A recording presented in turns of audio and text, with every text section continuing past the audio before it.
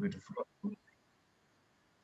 There we go. Brilliant. It just told me it was being recorded. That's a new feature. Great. Cool. So yeah, so there'll be people who watch this on the recording as well, which we'll post after the CPD. This subject that we're looking at this afternoon is sort of how we finish off the end of this year and look forward to the next academic year with our Smart School Councils. And we do have a question that we'd like to ask you before we get going, which is what's been your pupil voice highlight of this year, which is an exciting question that I can't wait to hear people's response to. So pop in your name in the chat box, let us know who you are, and then answer that question for us before we get started, if you would, because I don't know about you, Kyla, but I would love to hear more about what the successes have been in pupil voice this year. Anything you want to add, Kyla? No, I was just about to pop in one of my highlights of this past year when it comes to pupil voice, and it has to be like the number of schools who have tagged us in videos of their students either debating or leading class meetings. It's been fantastic to see. Definitely a highlight for us. Nice. Yeah, that has been a big highlight for us, hasn't it? I agree. So yeah, we look forward to seeing those as they come through in the chat box. If you're just joining us, you're more than welcome. We're just about to get started. Before we do start, and as we introduce the CPD to you, we would love for you to give us a shout in the chat box to let us know what your student voice highlight has been this year. And we will return to these later on, so please do take the time to fill that out. And as it is 3:31, we're going to sort of start and get ourselves formally into this training this afternoon. So if we have never met before, and I think that would be highly unlikely, my name is Sam Evans. I'm the head of programs at Smart School Councils and a former primary school teacher. And my colleague Kyla is here with me. Hello, Kyla. Do you want to introduce yourself? Yeah, sorry, I'll unmute myself. I keep forgetting that I put myself on mute whenever Sam starts talking. But hi, everyone. You all know me, Kyla again. I'm glad that you've all come along to this. We're really excited to sort of end this year's CPD series on a high note and make sure that everybody's set up for success in the next academic year. Brilliant. Thank you very much, Kyla. Excellent muting and unmuting work going on there. And so this is how we're going to set out the next 45 minutes worth of time. If you have a look at the screen, you'll see the agenda there. So if you've come along to any of our training previously, you'll know that we always start with a bit of a reminder of who we are and why we're all here, which I always enjoy as a way of setting up the context for what we're then going on to discuss. So Kyla's going to take us through a little reminder of Smart School Councils. And then we're going to get into the meat of this training, which is to think about how we use the time remaining to us this year to make sure that we hit the ground running in September. And there are three ways that we're going to do that. Firstly, we're going to look at how to use the half term well in terms of both reflecting on what we've done this year and what questions we might want to ask to help our young people feedback to us about pupil voice this year. Then we're going to look at a reflective session. So we're going to ask you to participate in a session where we think back over the entire course of the academic year and think about the strengths of pupil voice in our school, what the challenges have been and what we'd like to change for next year. So we'll be sharing a Jamboard with you. Don't know if you don't know what that is, don't worry, I'll explain it as we go along, but it's going to involve a bit of participation from you and interaction. You don't have to turn your videos on, it's okay, but I'll explain more about that as we go through. And then lastly, then we're going to share with you some resources and some tips to make sure that you're laying the foundations for a successful September. It is very often a tricky and manic period in September. So it's going to be about what we can do before we go off on holiday to make sure that we hit the ground running. So all of the rest of it, the meat on the bones, will be explored as we move forward. But that's how the structure of this session is going to work. So if that makes sense, and if you have already let us know what your pupil voice highlight has been in the chat box, which I'm still plugging for because I think there are more to come, you can do that now as I hand over to Kyla, who's going to just take us through a quick intro to who we are and why we're all here. So Kyla. Brilliant. Thanks so much, Sam. So we really like to start off all of our CPDs with this reminder because we think it's really important that we're all on the same page about the importance of supporting pupil voice in the way that we do. So I'm sure we all know this, but just to make sure that we're all on the same page, just a bit about Smart School Council. So we're a teacher-led charity that was founded about 5 years ago by our colleagues Greg and Asher, who are a youth worker and a policy advisor at the Department for Education. And the reason that we exist is because we want to help every child lead change through pupil voice and democracy. So the way that we do this, we have multiple different ways. The big one is through our whole school program dedicated to pupil voice, which you are all a part of. And this program's got over 300 schools, and we work in lots of different types of schools, from primary, secondaries, PRUs, SENS, and international schools as well. And the reason that we exist is because we believe that young people should be leading change and using their voice through school councils and democracy. But the way that schools traditionally approach this can and should be improved. And we think that for a whole host of reasons. You guys have all heard these, our main 5 and our bonus pandemic 6th, but the idea that with the traditional school council model, the same things come up every year. They tend to also run out of steam by Christmas. So lots of momentum at the beginning of the year. By the time, spring and summer term roll around, there's just not really much to keep them going. We want to make sure that there's something in place that keeps them sustained, not just in one academic year, but to be built on in the next as well. They also tend to be very paper-based, and our classrooms are getting more and more digitally led. So we want to use those digital tools that we have to support pupil voice. They also tend to be very teacher-led, and we firmly believe that when it comes to pupil voice, it should be genuinely pupil-led. And this idea of the usual suspects. So traditionally, the school council model involves students who tend to get involved with lots of different activities throughout school. And while those students, we think it's great that they're getting involved in pupil voice, we want to make sure that we're opening up pupil voice to all students, not just a select few. And then something that was really highlighted in, I guess, Rosemarie's highlight for pupil voice in her school, this idea that the social distancing policies of this year have made it really difficult to get together and actually have whole school conversations. So those are sort of the main reasons, that we're keeping in mind why we exist and what needs to be addressed when it comes to pupil voice. And we're not the only ones who think that pupil voice and the way that school councils are run needs to be rethought. So the Children's Commissioner came out with some great research saying that only 2 in 5 pupils think that their school council listens to them. And for us, this is particularly problematic because this means that 3/5 of people feel unheard when it comes to school councils. And if students' first interaction with democracy, which is what the school council tends to be, is one that makes them feel like it's not worth it or they're not being heard, that sets a very dangerous precedent moving forward. And we don't want that to be the case. And then the University of Roehampton came out with some research as well, saying that pupils who have more than 200 books at home, more support at home, 62% of them vote in school council elections, whereas pupils who have fewer than 10 books at home and less support, only 30% of them vote in school council elections. And we want to make sure that pupil voice is open to every pupil, not just a select few. So that's what Smart School Councils does. That's what your guys' school councils do now. They involve every pupil. So every student in your school is given a voice and is being heard through the Smart School Council model,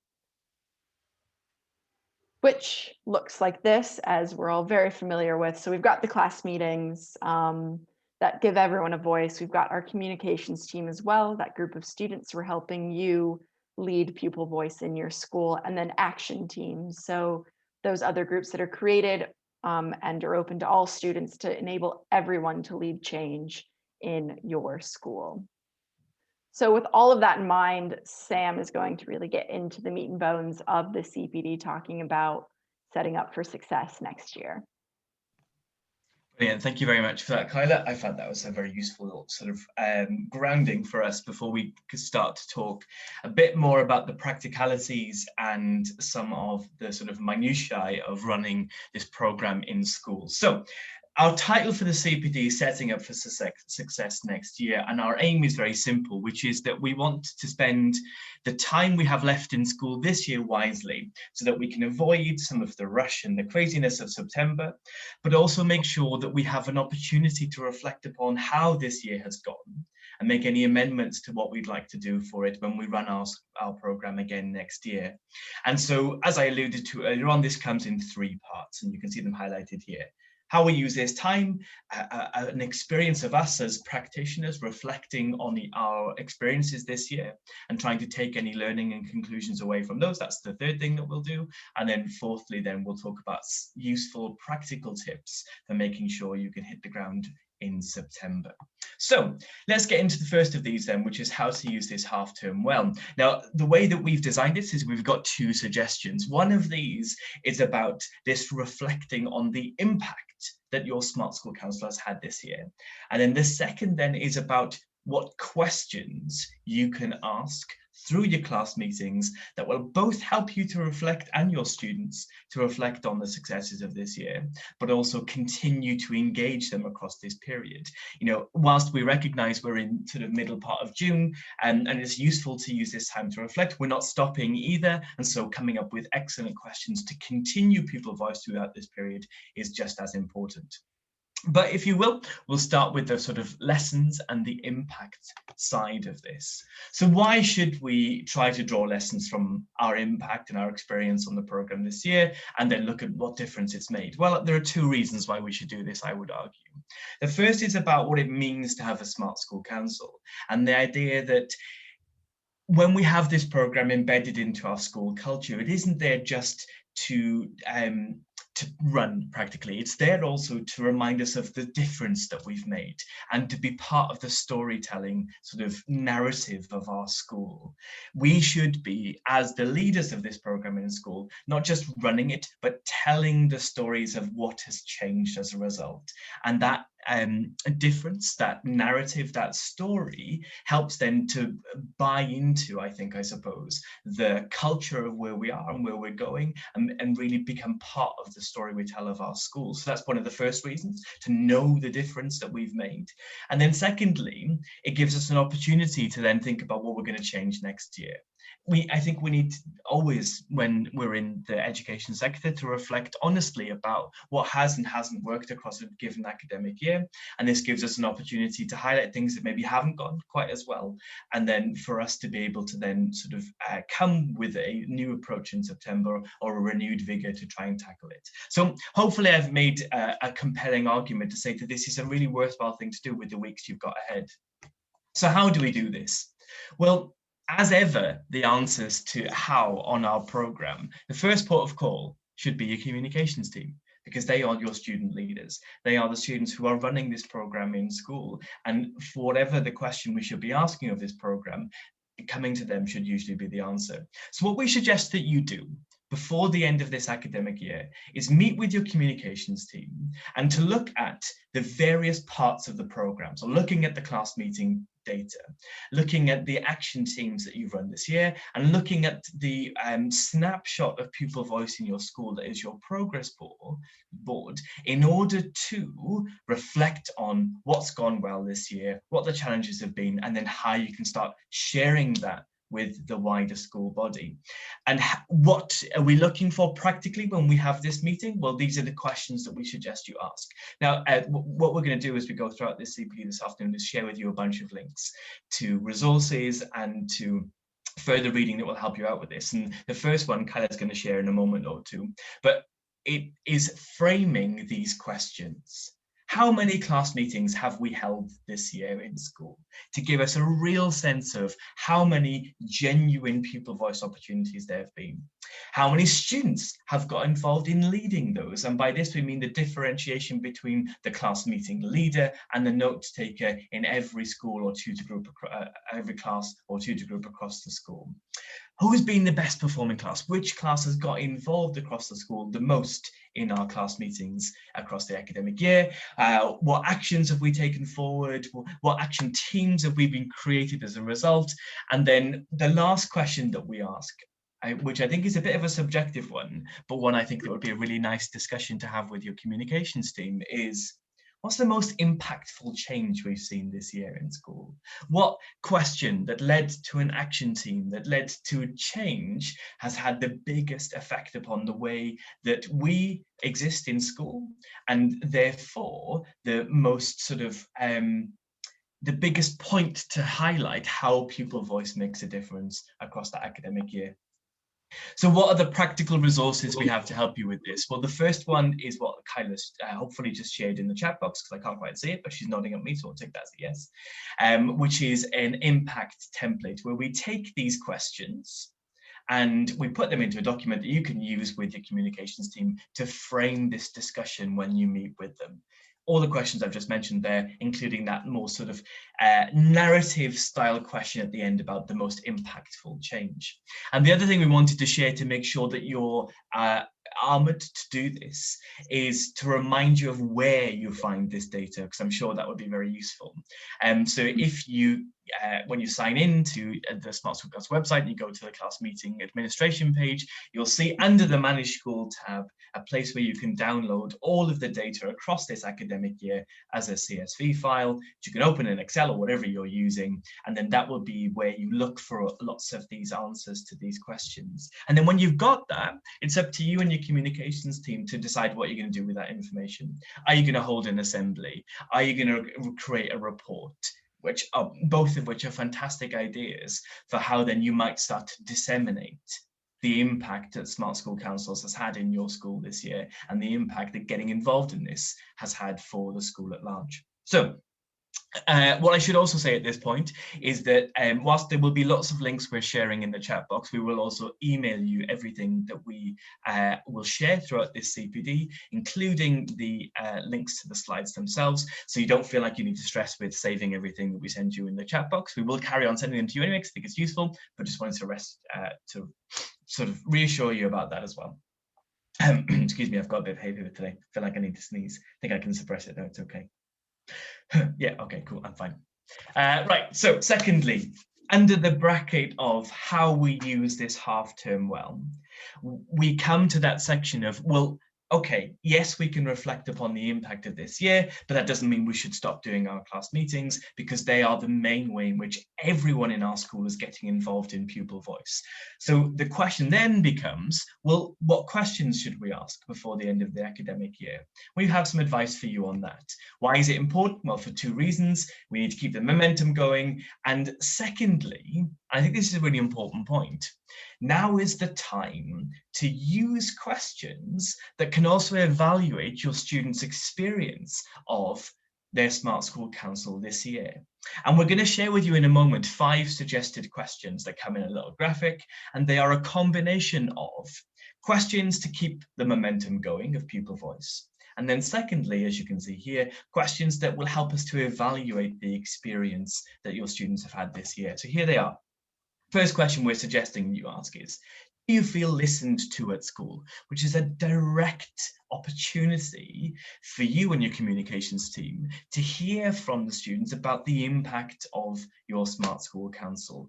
Do they feel broadly listened to? Are you going to get 100% of the young people responding with, yes, we really do, and we do because of our class meetings, which we very much hope would be the case. Secondly, what are you most proud of this year? Which again is a reflective question, but not one that we're going to necessarily direct a huge amount of analysis from. What would make our school a better place next year? What should our goal be before the summer holiday? And what are you most excited for this summer? All of these come, I think, with some excellent opportunities to engage young people in sharing their voices on things that matter before the end of the year, and also to give you some really interesting insight as to how young people have experienced the program across the year. So there's a little in picture graphic that I think Kyla's going to share as well. So if you can, if you want to, you can take these away and you'll be able to use them in your class meetings across the rest of the academic year. Great, fantastic. So we now get to the point at which we are going to pause and think about how we can reflect on our year so far.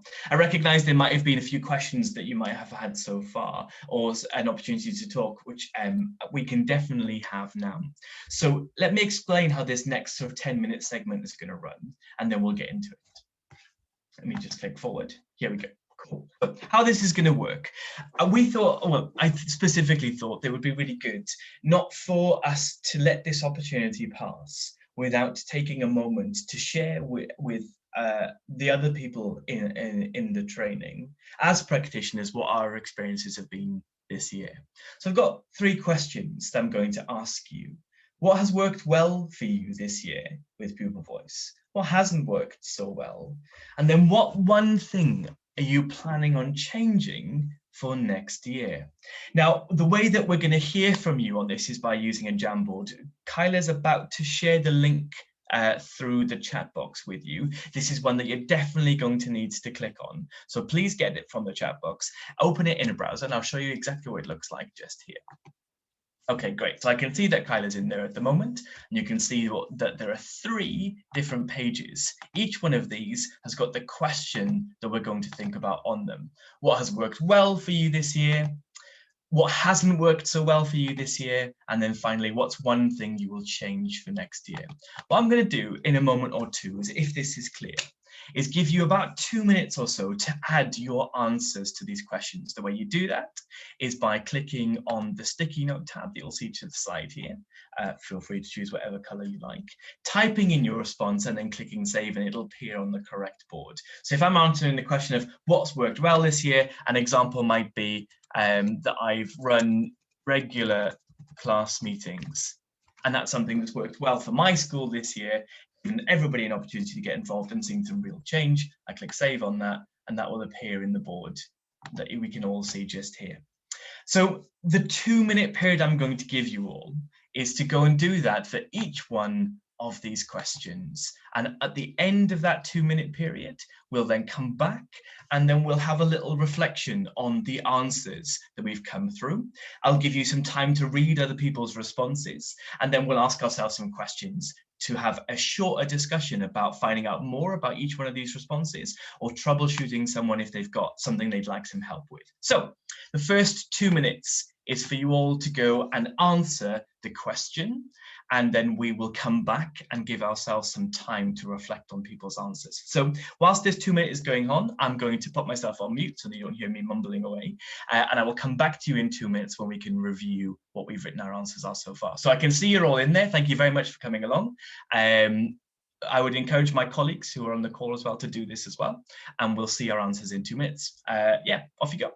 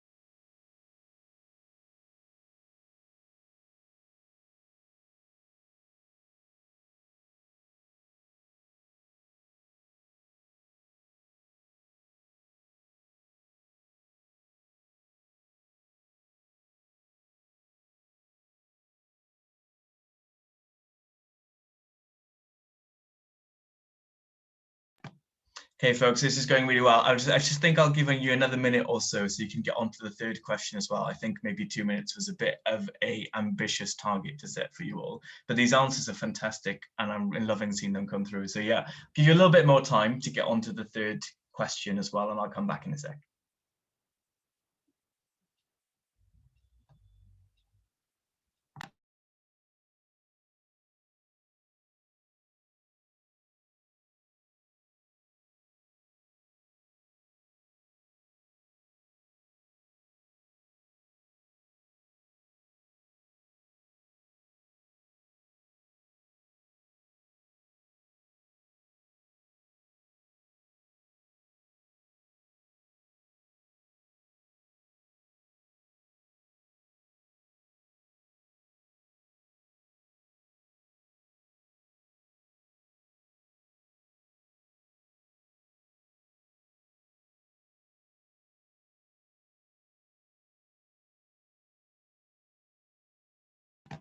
Okay, I think we're reaching a natural conclusion with lots of things we've been posting, and it's been great to see them coming through. So thank you for doing that.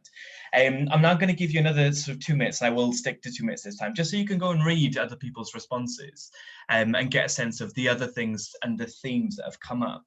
And then if you can look at my screen again for a moment, these are the questions I would like us to think about. Let me just go back into the slide. Here we go. So when you're reading other people's responses, have a think about these 3 things. Was there an answer you particularly liked or agreed with? Is there an answer you'd like to find out more about? And do you have any questions about them? So have those in your mind as you go through the next 2 minutes and read them around. And then we've got a little bit of time then where we can discuss them. I've certainly got questions about a few. And very interestingly, I think there's a theme that is occurring with our second question, Kyla. So maybe we'll talk about that in the time that we've got. But yeah, let me shut up and I'll give you 2 minutes or so to go and have a look at other people's responses. Think about these 3 questions. I'll leave them up as I'm presenting here so you can see them, and we'll come back.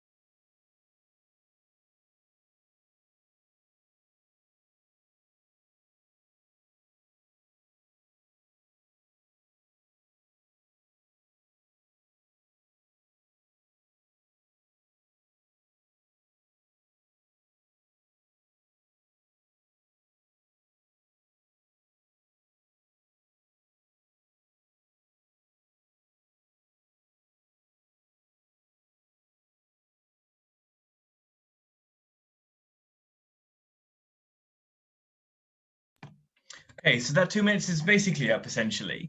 So what I'd ask you to do, folks, is if you've got any questions or any comments, please pop them in the chat box now, and then it'll give us an opportunity to share your thoughts with the rest of the group on the what am I trying to think of, CPD, or watching on the record, and then Kyla and I will try and sort of respond to them as well. So if there's an answer you want to find out more about, pop your chat in there, question in there, question about sort of liked or disagreements, or any questions about sort of the answers that have been provided. Whilst you are typing those, Kyla, is there anything you'd like to mention from the board at all? Let me pop it back up again so we can see it.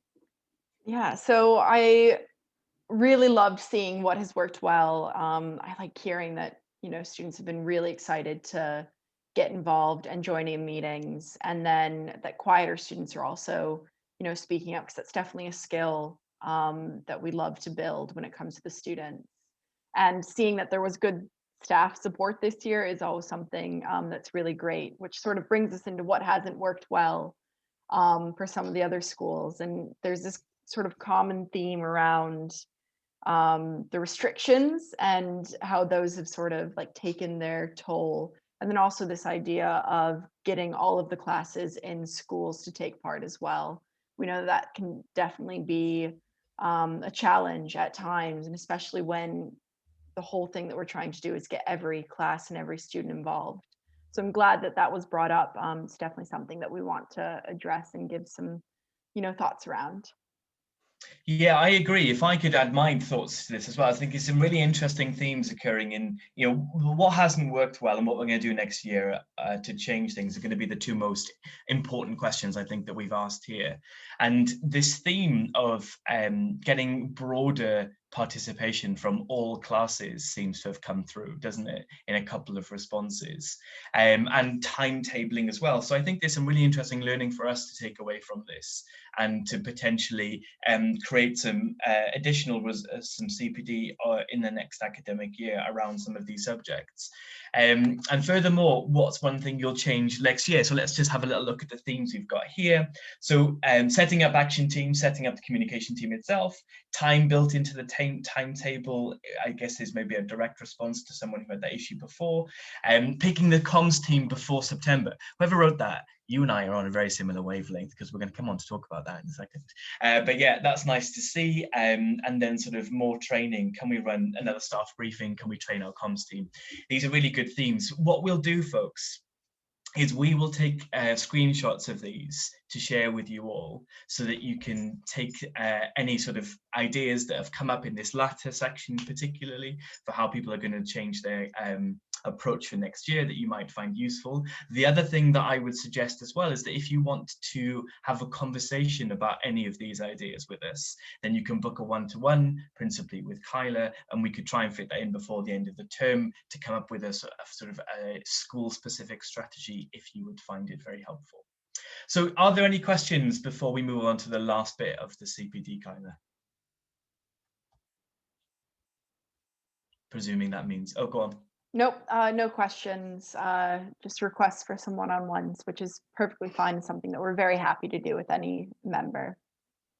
Yeah, absolutely. Cool. I'm sure you'll post a link to that in there and we'll get those booked in before the academic year closes. But I'm really glad that you participated in that, everyone. Thank you for doing that. I think it was really useful. And as I say, we'll share the screenshots with you so you can take these away if you'd like to as well. Okay, right, let me go back into the presentation then, and we will address what is the last section that we've got in this CPD, which, as I've tried to segue into, does involve thinking about things like setting up communications team. So it is how we prepare for a successful September. So the first point, well done to this person, setting up next year's comm team is how we can do this. Preparing the way for action teams, lots of the things that we saw on the Jamboard there for the change next year were mentioning action teams and how they want to be a more active part of the program next year. So the second point is going to be really good for that. And then thirdly, it's about relaunching your Smart School Council in September. I saw a comment on that in the Jamboard as well about what support you can get from us, briefing staff, for example, but also how to make sure that new students who are joining in September and the old ones who might need a reminder know what the program is all about and why pupil voice matters to you and your school. So firstly, the communications team, right? Why would we want to try and set this up before the end of the academic year? This is my rationale. If we do it now, it saves us time in September. It also gives us an opportunity, and I cannot stress how important I think this is, to give your current communication team, if you have one, an opportunity to do a handover with whoever will take over that role and to be a part of the process of recruiting new members for the team. If you don't have a communications team right now, that's absolutely fine. That shouldn't stop you necessarily from going about the process of recruiting one this year. But if you do, engaging them and involving them in that process, I think is invaluable. We've talked at length in different CPD about how we go about doing this, and there are resources we already have that you can access, and I'll talk about those in a second. So the first of that is that we ran earlier in this academic year a whole CPD, which is about how to go about setting up your communications team. A quick summary of that tells you different ways, whether you want to hold elections, have applications open to students who are interested, whether you want to get nominations from staff across school, or whether you want to directly approach students. All of those different approaches have their merits. The CPD is, you can watch it on YouTube and it will explore each of these in more detail. And I think that we've got a link, we'll post that in the chat box as well, so you can go away and have a look at that. So if this is going to be your aim, you think, right, one of the things I definitely want to do before September is make sure that my communications team for next year is already in place. this is the place to start. And then also in the email we'll send out to you will be additional links to application form resources, the CPD, as I've mentioned, and also a document that explains what the 5 core roles are on the communications team, so that you know who you're looking for, what applications to provide, or the sorts of skills and interests you need from school. So that is it. It is a simple, I would say, and straightforward thing to do. And the thing I would encourage you to do more than anything is to involve your communications team themselves in this process. If you're going to go down the application route, they could be reviewing the applications. If you're going to go down the election route, it could be about supporting that election process. It could even be an interview process that they would oversee. So definitely something to do before September. It means that everything is in place then for when you return, so that you can hit the ground running. So rather than spending the first couple of weeks trying to sort this, when students are back in September, you can get straight in with your class meetings. You've got that support system in place to make sure that it's running and it's not dependent upon you to do it in isolation. Secondly, action teams. So if you put in the Jamboard that next year you want to hit the ground running with action teams, this is for you. So the rationale for trying to spend some time on it this year is as follows. It does take a bit longer to get action teams up and running, and sometimes establishing the foundations now will, sorry, not sometimes, but establishing the foundation now will really help with it. There is also an opportunity, I think, for a quick win here, which is about maintaining recently started action teams, if you've done that across the summer term, and giving them an opportunity to continue in September. So how do we go about doing this? Well, there are these things as follow. We're going to take ideas from this year that have been successful and consider whether they need to continue. Have there been action teams? Has there been a school initiative? Have there been clubs that have run this year that are successful and will give us an opportunity to do again next year as action teams with student leadership opportunities? Can we look at this data we've generated and the feedback we've got from our class meetings this academic year and identify in there subjects for great action teams that we haven't given the opportunity to run or we haven't had the capacity to do? If so, they could be the ones that we start with in September. Can we meet with the students who suggested them? Can we make sure the ground is prepared for them to get running immediately in September? And then the other way to approach this, I think, is to think of, and I'm aware that this means you might sort of cut out your holiday to a degree, but can we think of the initiatives or drives that we know are starting in September? And if we can, if we know what they look like across school, can we see within them any opportunity to get student leadership and students involved in actively leading and shaping those through action teams? So the resource that we have to help you with this comes in the form of a Good Ideas 2020-21 sort of document, and I think Kyla will share that with you now.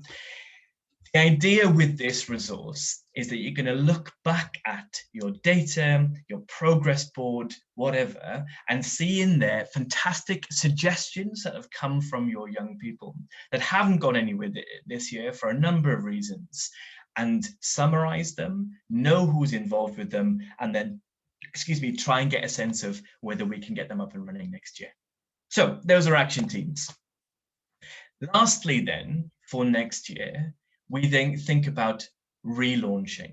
So we argue, and we think this is important, that every year on our program in September, you should be launching the Smart School Council with your students, because it gives prominence in school, introduces the idea to those who have joined for the first time, and reminds those who've been involved in it previously of why it's important.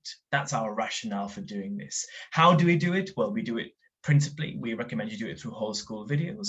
But what I think is a nice idea, and something we've seen before, is using the next couple of weeks to maybe do an introduction video by your communications team to get played in class or in an assembly in the next academic year to set up the program. It might be even something that you do with your newly elected communications team right before the end of the academic year, if you've been handing over as a nice project to get them started in their roles. And then furthermore, Another way you could do it in September or just before the end of this term, I suppose, is get by sort of visits from the class, from the comms team around to classes to sort of introduce the idea of class meetings and how we're going to use them, particularly if we haven't used them very much over the course of the last academic year. Resources we have to help you with this involve the slide deck, a generic slide deck that introduces Smart School Councils to a new audience, and you can use that in the academic year to relaunch it. Cool, right. Those are the practical resources and steps we would encourage you to take to make sure that when September comes around, you're not rushing around, you're not confused about where to start, and you've got a very clear plan for what you're doing. However, and I'm conscious that we don't have a huge amount of time left, there are a couple of things that we would like to talk to you about before we close. If, by the way, you have any questions about anything that we've mentioned at all, there are two things you can do at this stage before we close in about sort of 6 minutes or so. Firstly, you can ask a question of us in the chat box and Kyla and I will respond to you now. Secondly, you can hang around in this Zoom. What Kyla and I tend to do is stick around for about 10 or 15 minutes after the allotted end time for these training sessions. And you can chat to us on a one-to-one basis if you'd like to. So if you're interested in that, all you need to do is stick around at the end and we'll talk to you at the end. Yes, there we go. Right, important bits before we end. There are two questions that are very important to us, and I hope you have the opportunity to answer them. The first question is, who's leading Pupil Voice or your Smart School Council next year? Are you handing over responsibility to someone else? Is that a part of how the school sort of leadership is changing? If so, we need to hear from and would love to hear from the new person in your school who's taking over this responsibility, because getting that relationship sorted with them, knowing how we can support them, is a very important cog in how we're going to be successful in the next academic year. So if you know that this responsibility is changing for the next academic year, reach out to us, let us know, link us up with the new person in school who's running it so we can start to get to know them.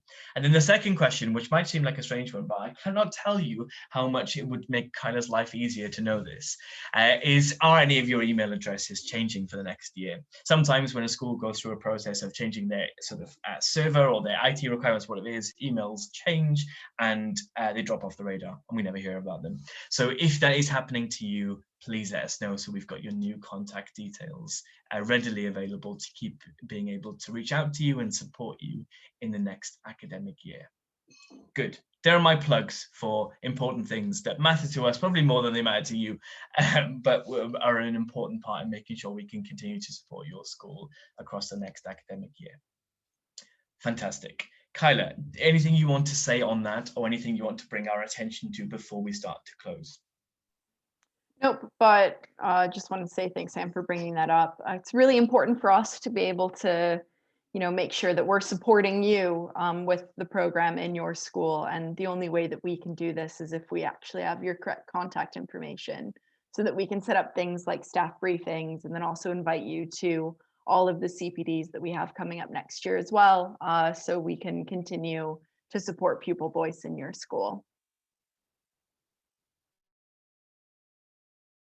Brilliant. Thank you very much, Kyla. That's also a good reminder. So if there are any questions that are burning and are things that you've thought of throughout the period of this training, now is a good time to pop them in the chat box so we can answer them.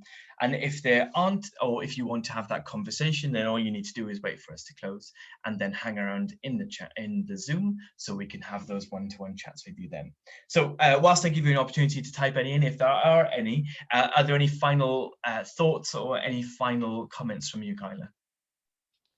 Nope, just wanted to let everyone know that like all of the resources that Sam mentioned, we'll make sure that we send them out to you in a follow-up email, and we'll also share the recording of the CPD as well, just so you can reference back to it as needed. Cool. Right. Thank you very much. And don't forget also that in that we will share the sort of screenshots of the Jamboard, so that if you're thinking about what strategies you're taking to improve next year, you've got a reminder of what you've mentioned, what other people have mentioned as well.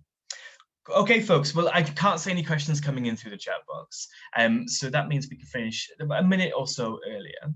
Thank you very much for your time. I hope that this was well spent and that we've although I suppose we're quite early into the half term in general, set up a case for why using the weeks that are ahead in the right way is going to ultimately make your life so much easier come September, and also make it easier for your young people to engage in meaningful pupil voice from the get-go, and not necessarily sort of 4 or 5 weeks in, as it takes time to prepare the way for it. What we're going to do is say goodbye to those of you who want to head off, and Kyle and I will be quiet for about 30 seconds or 40 seconds or so, whilst we give people an opportunity to do that.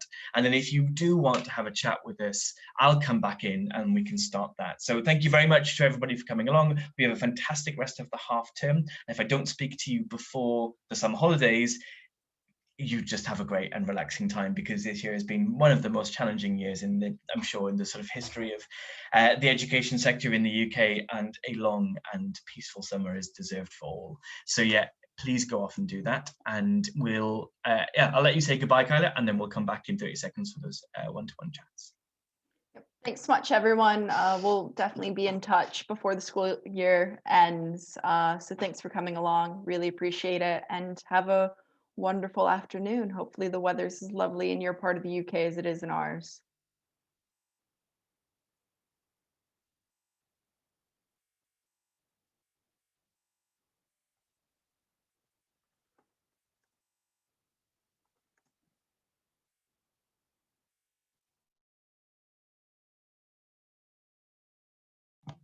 Yeah, thanks, Rosemary and Ben. Just wanted to respond to you very quickly. It's great to hear your feedback from that. And yeah, Ben, you're definitely not alone with some of the struggles that you've had this year and in Gascoigne. And hopefully that you've taken a bit of enthusiasm from this to know that, yeah, not only that other people have had difficulties, but also that there are ways we can help for next year, and this time can be spelled well as well. So hopefully that goes well for you, Ben. And Rosemary, yeah, thanks very much. If you do need any help with the communications team and action teams before the end of the term, Kyla would love to respond. I'm sure that's her favorite thing in the world, to help our members be successful. So yeah, just reach out to us. Thanks, guys.